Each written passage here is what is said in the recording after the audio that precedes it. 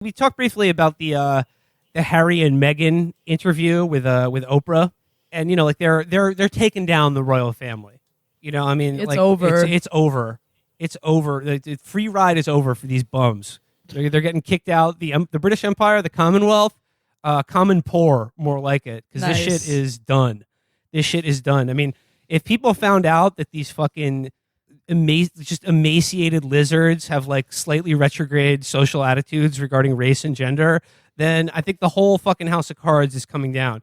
But the interesting thing here now is that, like, because this has now been absorbed into this culture war, just race and gender debate, like, conservatives now have to take a position on it that it, I wouldn't say it directly contradicts their previous, it's not like they've always had kind of an affection for monarchy because they obviously hate democracy, but it's sort of like the British monarchy in particular. Am I crazy, or did they seem to used to have a little bit more brio about the American Revolution and overthrowing King George, the tyrant, and stuff like that?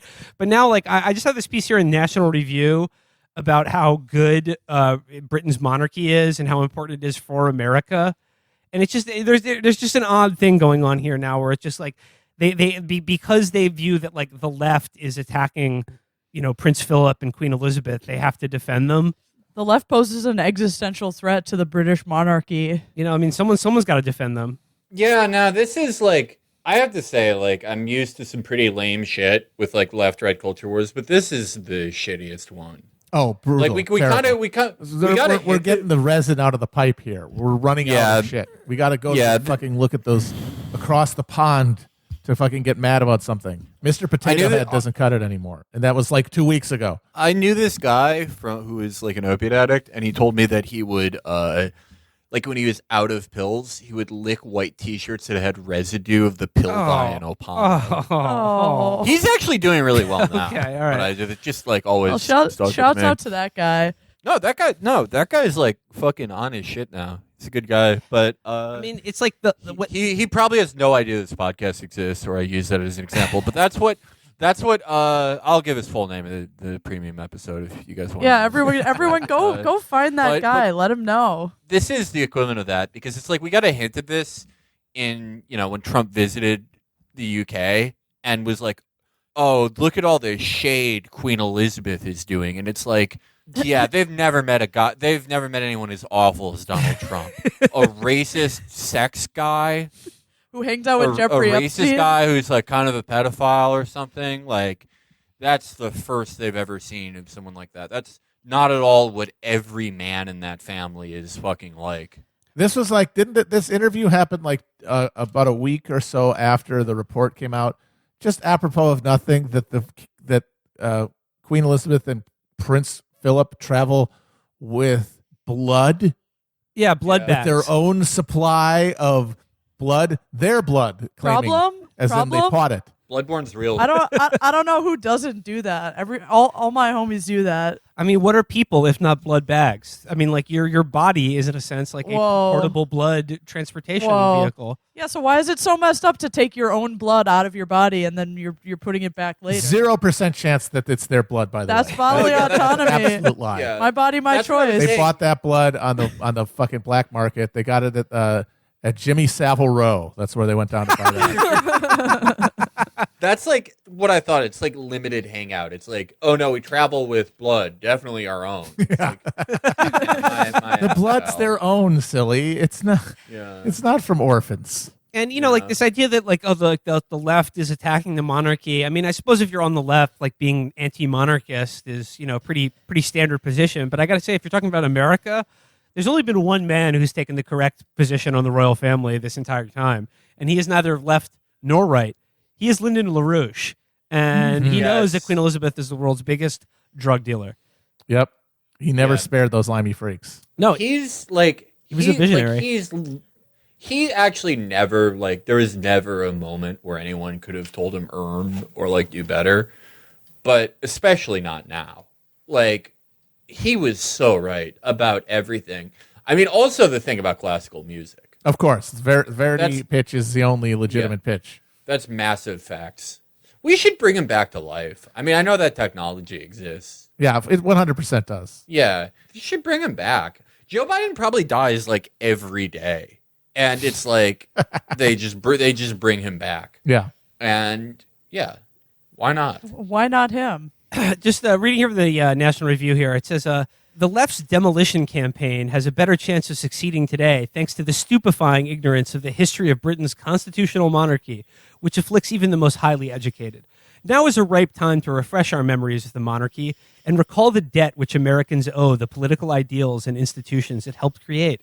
So he's going to give a little history lesson here about the monarchy. And he says here, no other political system at the time, anywhere in the world, upheld these basic concepts of justice, foundational to the American constitutional order. They still have no place in many parts of the world today. The British monarchy, despite its often contentious relationship with Parliament, became an indispensable ally in the struggle for self-government. The Glorious Revolution marked another milestone in constitutionalism. And so he's just going on here about like all the revolutions and wars that were fought in England to like wrench back some fucking power from their, ordained by God ruling family. And they're just like, yeah, it's all good. Like they were pioneers in allowing a parliament to exist. But he is kind of right though that like the founding fathers do sort of like owe a debt of gratitude to the royal family because like people like to think of the American Revolution like it's this break with like the dominant sort of like world empire when really it was just sort of like an insurrection to put it under new management, a changing of hands. And like to the extent that like the Britain's constitutional monarchy like it contains within it the seeds of our own republic and the Constitution and the Declaration of Independence, like to the extent that that's correct, I mean like that is the reason why those things stink and our government it sucks. Constitution is bad. And in large part because the people who wrote it wanted to maintain the order, the social order, propagated by British monarchism with a gloss of popular legitimacy. You know what? The way you guys are sounding, you sound like you need to be in a movie, a Christian movie, where you get run over by a car and you wake up and you're given CPR by Ben Franklin, who's being brought back to life, and he like takes you on a tour of colonial Williamsburg and explains how the Constitution helps everyone. And then you meet us. You're like, no, hey, what the hell's going on? Remember when we watched that movie where that happened? And Ben Franklin wearing khakis disarmed a home invader? That was pretty great. Ben Franklin invented Aikido. Yes. A lot of people it's another case of the Japanese stealing things that fat white Americans invented. Electricity, Aikido, the stove, bifocals. Yeah. And these are all things the Japanese claim to have invented. It's fucked up. A lot of people don't know this. As old as time. A lot of people don't know this. Ben Franklin also invented the finger blasting technique that Felix claimed that he was pioneering earlier. The sort of ampersand style knuckle thing. Wow. No, it was Ben Franklin did that first. He was all those French widows. He was just making. Oh God! He was playing the violin. He was surfing. Yeah, he was surfing. Do you know what he called that? What? Problem? You know what he called that when he invented it? What? He called it the famished cobbler. Classic finger blasting technique. Those are my favorite. Everyone knows this one. Those are my favorite history writings. Are the ones where it's like they talk about some big fat guy from history, and they're like he was a man of enormous appetites in every sense. Yeah, they're like he would eat an entire rotisserie chicken and then 15 clams and a bunch of cream that someone put in a top hat, and then he would have greasy sex where he just fell asleep inside a 23-year-old, and he was the greatest man who ever lived. It's interesting. I'm the professor of him. Before at Brown University. And this is why the monarchy is worth upholding.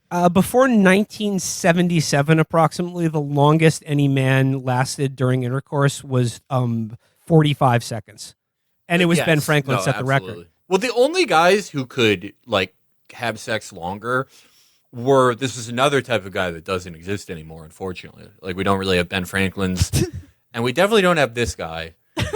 The toughest guy in the world who was gay in a way where he just was disgusted by seeing women. So he joined the military and became the greatest military ruler of his age. And there were a lot of those guys. And when they would have to have kids... Alexander the Gay. when they would have to have kids, it would probably take them a really long time to bust. But unfortunately, when you need a prince, the job must get done. Simply, I mean, you got a stiff upper lip. Yeah. Well, credit to Frederick the Great, because he was like probably the king of those guys. Oh yeah. He just never even like met his wife. Yes. They were like, you have to make a prince. You're like the monarch, and he was like, oh yuck, fuck you. I'm not doing that.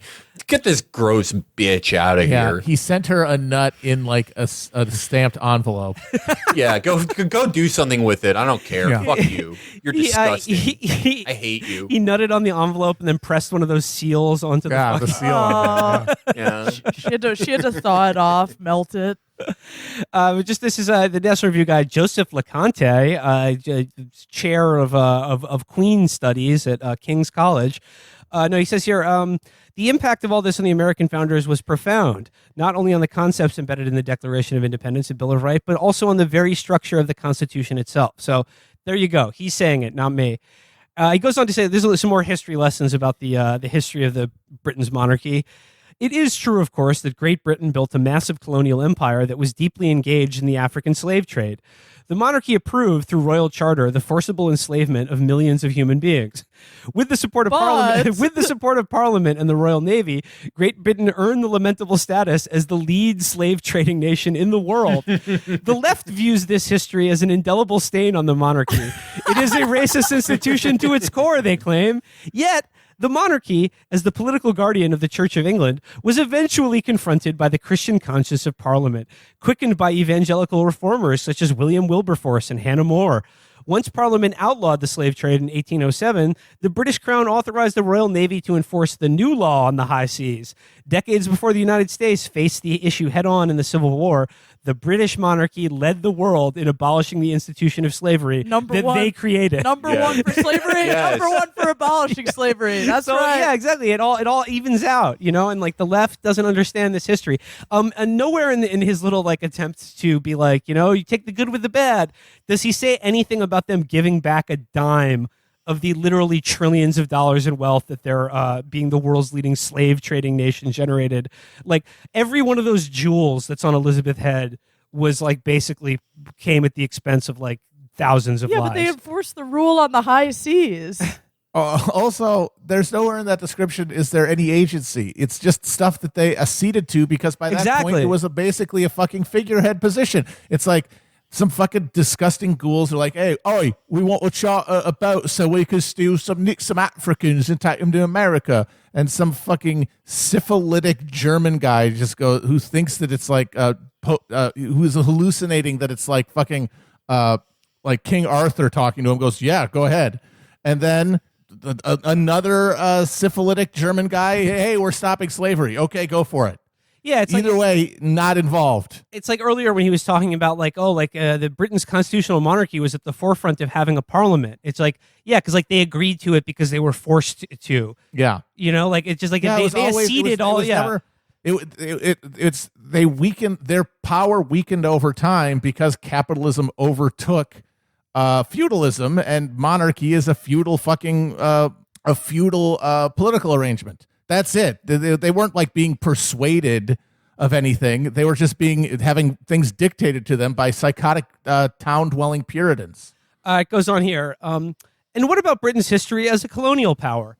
No one disputes that there were many dark episodes in the monarchy's quest to expand and defend its empire. Many nations have a history of colonial adventurism. France, Spain, Portugal, Belgium, the Netherlands, Italy, Germany, Russia, Turkey, China, Japan, the United States. I'm glad he threw the United States in there at the end. Otherwise, it would lack credibility. He goes, all have been engaged to varying degrees in empire building. Under Queen Victoria, at the peak of its power in the 19th century, the British Empire had no imperial rival. The legacy of its rule, though, is nothing like the Dark Kingdom of Mordor, feverishly imagined by the left. No, it's far worse. Because it's real. Far worse because it's not made up. At least Mordor, like, kind of had a goal. Yeah. You know? And Mordor, when they wanted to create like slave armies. They would just like pull orcs out of a ground. It wasn't like they were just like capturing people and like pressing them into service. I can't engage on the factualness of whatever Mordor is, but like the effect of listing all these countries is also to suggest that like they were all just as their adventurism and colonialism was all just as bad as British colonialism. But, like, no, it's funny because like he's saying that like colonialism is bad. Every country's got some skeletons in their closet, but it just so happens that England was the biggest empire, so we have the most skeletons in our closet. I mean, wait, our closet. This guy isn't even British. The guy writing it, right? He's some fucking American guy.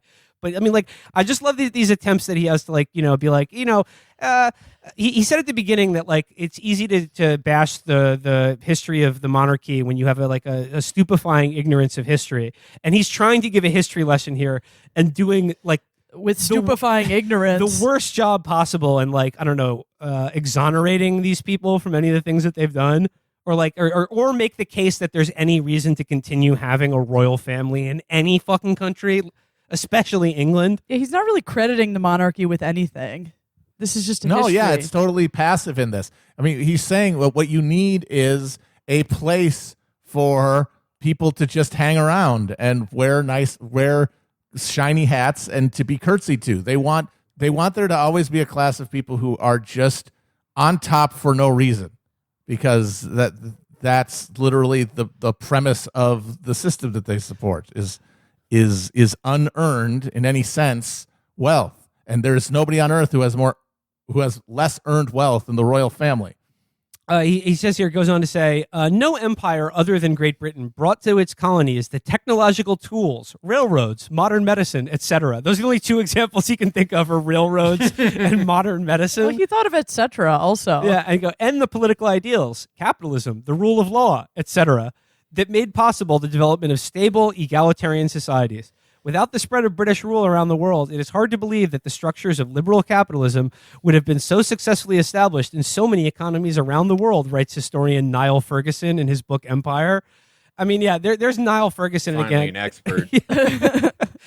But yeah, no, I mean, all it took was like a Holocaust level of people killed to, make sure that the world was safe for liberal democratic capitalism. Also, on one hand, you have, inventing slavery and doing colonialism around the world. And on the other hand, you have the creation of liberal capitalism. Who's to say one wasn't worth the other? Yeah, exactly. Well, they were intertwined, and they both necessitated the other. They're part of a process.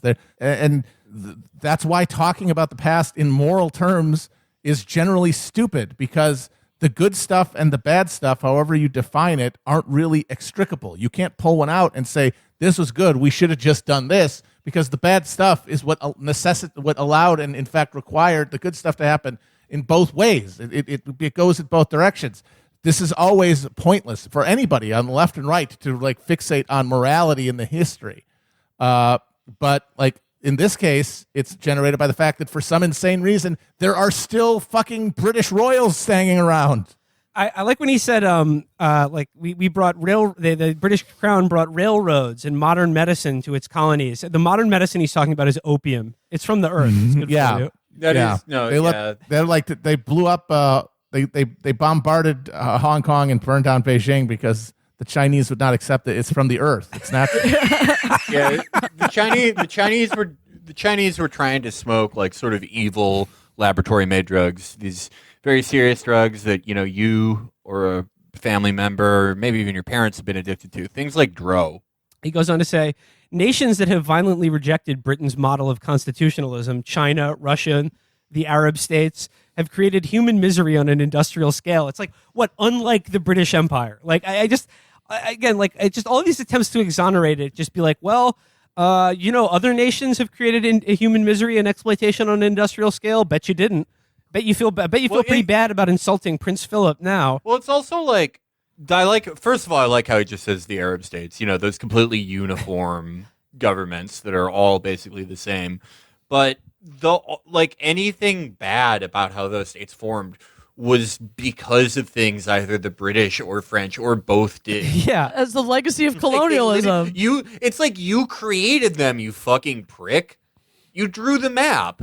I mean, there's not much else here. It says Joseph LeConte is the director of the B. Kenneth Simon Center for American Studies at the Heritage Foundation. He is the author of A Hobbit, A Wardrobe, and a Great War, which is being made into a documentary film. Fuck off! You. Fuck off! God. Fuck off! I was making myself mad the other day thinking of like NRO, like Heritage Foundation, and titles for articles, and I was. That's worse than any of the ones I came up with. I got as far as the jouissance of billiards.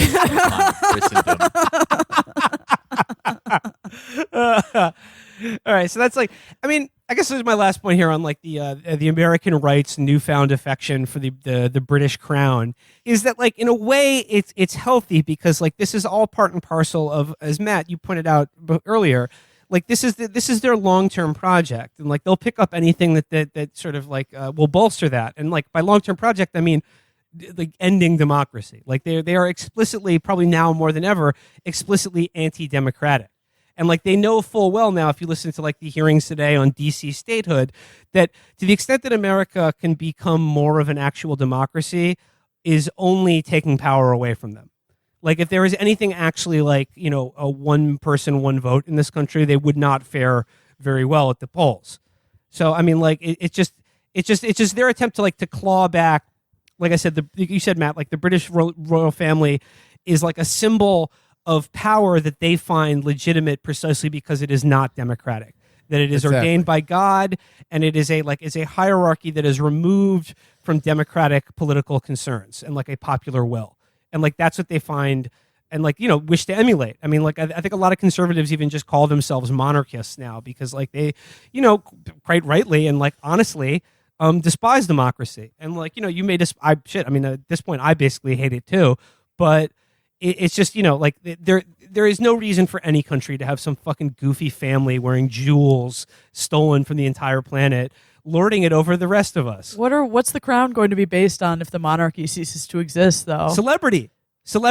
I think honestly America should have a royal family, but it should be like a rotating, appointed by like who is the best celebrities. Well, so don't you think he's kind of like pining for like, I wish America had a monarchy because it would be like a great distraction. You know, if everyone was just watching these mascots, like the right wing could continue its march on, you know, reducing democracies or consolidating power even as they become less and less powerful. Yeah, absolutely. And like I was honestly also it's a great distraction. It's a show. It's entertainment. I think also they look up to the Tory party as well, who's like one of the most successful political parties despite being just grotesque and like failures in every other regard. Like democratically speaking, the Tories are doing great as they continue to like just strip away like any veneer of like public services or democracy in England at this time. And like I said, like I think a lot of the right looks to like England as sort of a hope for the future.